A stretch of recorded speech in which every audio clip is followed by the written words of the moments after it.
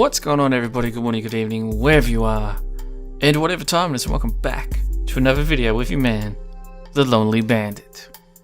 So guys, please let me start by first apologizing to all of you for being so lackluster on my videos over the last probably 2 months now. It wasn't by choice, trust me. I was really keen to pump out videos, except my editing software completely shut itself. There was nothing I could do, and yeah, it was just broken. I was about to look into getting new software, and then all of a sudden, after finally trying something that I've already tried for like a dozen times, but trying it for the last time before I looked into getting new software, it worked. It started working again, so I'm back, I guess. But yeah, apologies for that, guys. Don't worry, I'm still being around. I'm still streaming constantly, so if I ever drop out on videos and you guys are wondering why, if you don't want to follow my Twitter, at least go to my Twitch and just, leave a post in the comment section there, or just, stop by a stream and ask me straight up. That's probably the best way to figure out what's going on with YouTube and what's going on with, anything about me and the channel.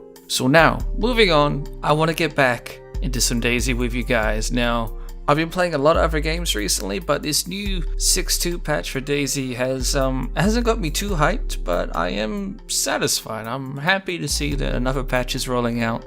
I'm happy to see the new improvements. Definitely massive improvements in this patch. In some areas, not all areas. Don't get overhyped, guys, in case you haven't, already done your research about 6.2. This video isn't going to be just about what's been added to this patch, what's been added into DayZ via this patch. I don't want to do one of those videos. There's 1,000 people that have already done them, but I want to do something that no one else seems to give a shit about, and I want to see what this patch means for bandits. How does it affect real banditry? Does it make it better? Does it make it worse? What's the go? Because me being the lonely bandit, I give a fuck about what happens to bandits, and not surprisingly, I need to find out if banditry has been negatively affected in this, because I pray to God it hasn't. There are a lot of improvements that need to be made to banditry, and so hopefully there's been some put into this patch. So without any further ado, let's see what 0.62 for DayZ Standalone has done for banditry. Okay guys, so I'm going to try and be brief in this video. I don't want to go on for ages and talk about every little single detail there is. I just want to focus on the general things that affect banditry, negatively or positively. So what does 6.2 do for banditry? Well, overall, it's a little bit of a mixture. Probably a little bit more positive than negative, as it hasn't really added anything that's negative. It just hasn't fixed some things that banditry badly needs. But let's start off by talking about the good things, and we'll leave the bad things until the end, as there are quite a few good things to talk about. More good than bad in this patch. That's a good way to describe it. And a lot of the good is actually fantastic. So let's talk about this. First major thing we have to talk about is obviously the environment. Everyone noticed this, everyone saw the screenshots. More of you guys have probably seen videos on people showing off the new terrain and locations. The environment in general has just been massively improved. More grass, taller grass, more variety of grass, more bushes, taller bushes, more variety of bushes, thicker bushes, which, is always a good thing for camouflage and cover. Trees have been massively improved. They now actually render in at a distance, at a far distance as well, given that they'll still move around side to side. The leaves are just thicker and it's harder to spot people through, which is great. That's how it should be. Obviously, camouflage and the rendering on distances is never going to be perfect, but this is massive step in the right direction. So at long distance, despite trees not allowing you to get in basically inside them anymore, which I think is a good thing personally, now you can hide behind trees and you can do it fairly effectively. You're not going to exactly stick out like you used to in the previous patch. It's not as if the texture becomes like this 2D thing that's just sitting still and not doing anything. Right now the trees sway side to side, all of the leaves are, alive in a sense, and it gives you some proper solid cover. Well, as solid as a tree can be. So in general, camouflage has been given a massive boost, which to me is a fantastic thing, as all bandits are basically required to be good at camouflage and good at stealth. If you're not good at stealth, chances are you're either in a massive group of people or you're just not very good at being a bandit. That's just how it is. But anyway, in general with foliage, close quarters has been given a massive boost. Long distance is a lot better. and medium distances are still, you know, they're better as well. And I hesitate because the grass stops rendering at such a short distance. It's like 50 meters or something that pathetic. Like, I understand there's going to be limitations and it's never going to be perfect, probably never going to be good. I was just very disappointed at first when I logged in. I saw all this new beautiful grass, and then I looked in the distance and it was like 50 meters away and it was just nothing. It was just shitty green, you know, ground textures, whatever it is. And to me that was a little disappointing because medium distance camouflage is a little bit more complicated, especially if you're not in a tree or a solid bush, but you know, it is what it is. It's alpha. Hopefully it will improve, maybe not, we shall see. So moving on from the foliage, second big thing I want to talk to you guys about is locations. Locations have been improved massively. Now there's been a fair few minor changes to a lot of places we already know, such as Novo and Eastern Novo, around Svetlo. Places like that have been given minor adjustments to accommodate the new railroad system that goes from the far northeast corner, well basically the far northeast, all the way down to southwest towards Kamenka, essentially. And as far as I've seen, there have been no negative changes there whatsoever, but the big changes are in the west. The west is where it's at now, people. There are some massive mountains that have been altered, massive forests rolling along these mountains. The new castle west of Lapatino adds a massive new strategically important location that could be a source of a lot of interaction, a lot of roleplay, and just a lot of general fuckwittery, really.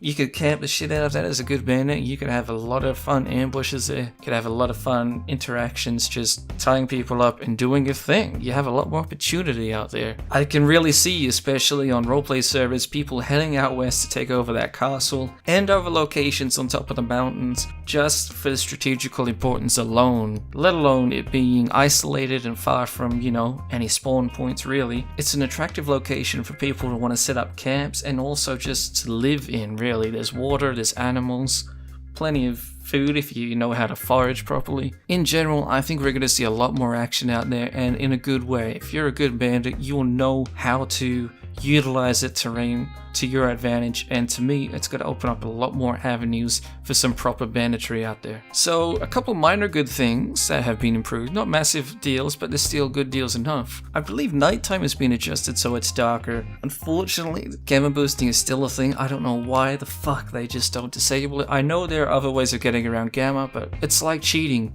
People are always going to cheat, but that doesn't mean you allow them to do it, you know what I mean? So I fucking hope they really lock that down, and lock it down soon, because the more that people are allowed to use this gamma boosting crap, the more people will know about it, the more people will just accept it as being normal, which it isn't. It isn't okay, and if you do it, you're just playing the game wrong. It's that fucking simple, so hopefully that gets fixed. But anyway, getting to the good part, nighttime seemed to have been adjusted, and it's a lot more darker, a lot more immersive. The lighting in general is just a lot more aesthetic, and it just makes it really intimidating at night, which is great. And during the day the light has been changed and looks a lot better, as have the shadows. But in partnership with that, the ambience of a lot of things has changed. In particular, just the environment at night, even during the day, has changed. There are a lot of different sounds that you're going to hear. I don't need to play them to you. You guys have probably already experienced it. But it does help banditry somewhat, because bandits need camouflage and distractions equal camouflage, essentially. It's a very dumbed down way of putting it, but basically if people are busy hearing all these other sounds, chances are they're not going to hear you, at least not as easily, unless they know what to look for. And hopefully it's going to take a while for people to adjust and adapt and sort of flush out all of the other ambient sound. And by the way, sound in general has just been edited. Footsteps are a lot more muffled. Gunshots are still very loud, so ease up on the gunshots, people. So yes, the ambient sounds have been a nice little improvement. Now another nice improvement is the weather system. The weather system is back and it's in full fury. At least, well, maybe that's a bit of an exaggeration, but in general, if you get wet and you get really wet, you're gonna have to get a campfire going, which is realistic. I fucking hate it when people bitch about this, guys. It's a survival game. We want survival mechanics. So when you get wet in a very cold country, especially at night, chances are you're going to need to warm up, and running isn't going to cut it. It just isn't. In saying that, however, it is not as severe as it has been. If you've been soaked but you somehow manage to find a raincoat and it stops raining and you're constantly running, you might be able to warm up before you get hypothermia. So it isn't completely you must have a campfire every single time you get wet. It's not like that, but it depends on the circumstances, which is realistic and is how it should be in my opinion.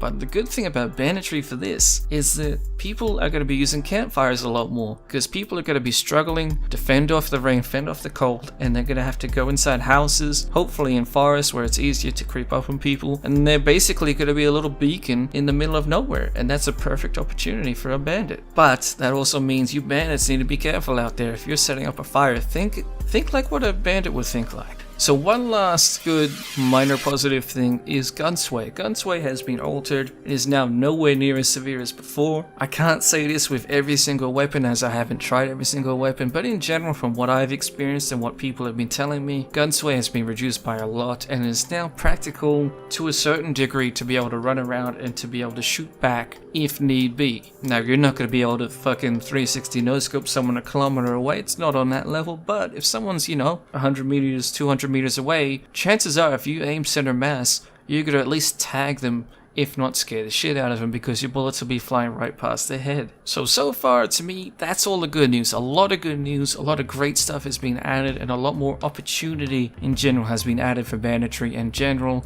interactions. Now there's a couple negative things that we do need to talk about. Now if you're one of those types of fanboys that fucking crucifies anyone that says anything bad about DayZ Standalone, please just turn off the video now and stop watching. I'm a massive fanboy of DayZ. That doesn't mean I ignore the bad things, and hence I'm going to talk about some of the bad things so all my bandits out there know what to watch out for. So let's start off with the main negative, and that is performance. Performance in general is still pretty shitty. Usually when you're in forests and out in the countryside, you're not going to have too many FPS or desync issues. In general, it's going to be fine. But when you go to cities, it's still pretty shit. When you go near cities, it's still pretty shit. When you're in close quarter combat, still pretty iffy.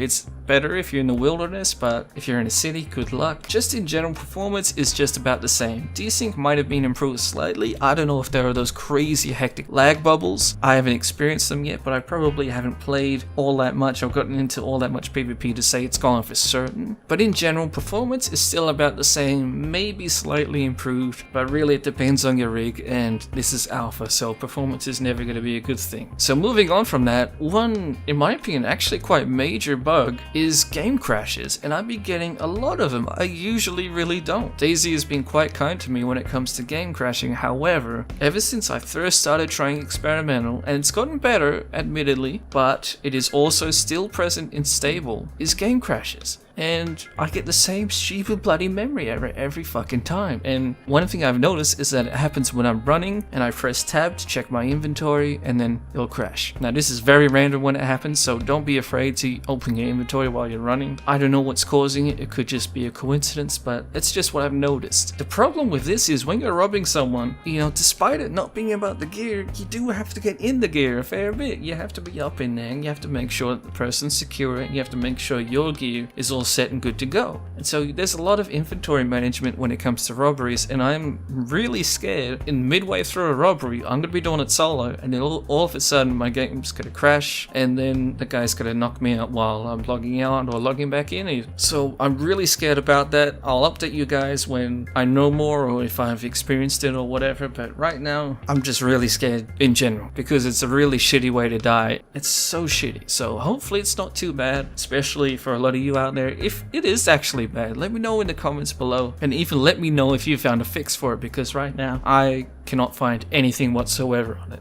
And so as far as negative things go, there's one more thing that I just want to mention quickly, and that is that there is currently a bug when it comes to covering somebody's head with a burlap sack. Now that bug has been in the game since the last patch, maybe even previous patches, I'm not 100% certain, but it hasn't been fixed and it's still there, which is really annoying. But I know it's not a high list of priorities. It's very rare anyone does actually do a fucking robbery, let alone put a burlap sack over someone's head during it. It's just, it would help so much if you could, and you can't right now. The only way putting a burlap sack over someone's head is going to work is if you have them restrained but they're not tied up. If they don't have handcuffs on or rope or anything, as long as they're not tied up, they have their hands above their head, then it's going to work. And to me, I don't know how the fuck that bug happened. I hope it can be fixed easily, and I hope it happens soon because it damages Banditry quite a fair bit. As leaving a robbery without being seen is a massive deal and a massive priority, and you can't really do that as easily if the person, you know, is watching you as you run away. So guys, that's basically it. We're coming to the end of the video. Ultimate conclusion is that it is a good patch for Banditry, but it is still not the best patch, and a lot of things still need to happen for Banditry to be safe when it comes to things being fair, according to the game's mechanics, bugs, and all that jazz. Hopefully those things will be addressed in the near future, if not in the next patch and up until beta. But for now, just be aware of those bugs. If you have any other bugs that affect Banditry negatively, feel free to post them down below, and also please report them on the DayZ bug tracker. It is really important that we report these bugs, and I doubt there's gonna be too many people reporting bandit bugs unless you're actually doing fucking Banditry. So make sure you report them, help out the devs, and help out other bandits by spreading the word on any negative bugs you know about. So besides that guys, keep an eye out for more content, keep an eye out on my Twitch. Twitch.tv/TheLonelyBandit, streaming a lot over there. Please go hang out with us. We play a lot of different games. I'll be streaming a lot more DayZ now that 6.2 is out too, so never fear, TLB is here. I hope you guys enjoyed, and I shall see you in the next one.